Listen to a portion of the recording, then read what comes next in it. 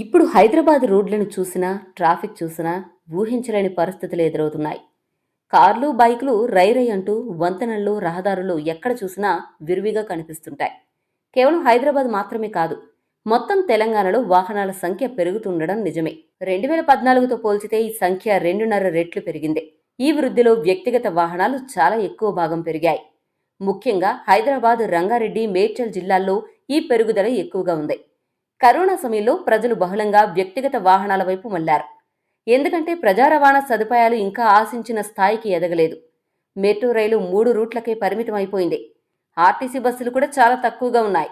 అందుకే ప్రజలు బస్సులు, మెట్రోపై ఎక్కువగా ఆధారపడకుండా వ్యక్తిగత వాహనాలను కొనుగోలు చేస్తున్నారు.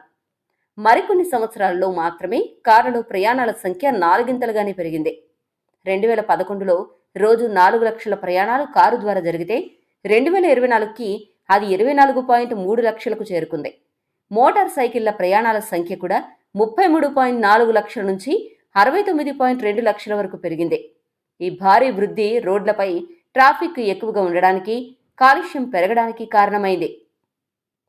ప్రజా రవాణా సేవలను పక్కన పెట్టి ఎక్కువ మంది వ్యక్తిగత వాహనాలను ఉపయోగించడం వల్ల నగరంలో గాలి కాలుష్యం తీవ్రంగా పెరిగింది.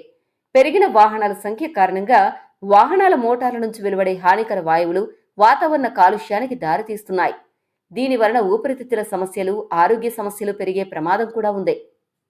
ఇలాంటి పరిస్థితుల్లో ప్రజా రవాణాను మెరుగుపరచడం, మెట్రో, బస్సు వంటి ప్రజా రవాణా వ్యవస్థలను విస్తరించడం ఎంతో అవసరం. వాహనాల వృద్ధిని నియంత్రించేందుకు కఠినమైన విధానాలు తీసుకోవడం, జనం అందరికీ సౌకర్యవంతమైన పబ్లిక్ ట్రాన్స్పోర్ట్ అందించడం అత్యంత ముఖ్యమైనది.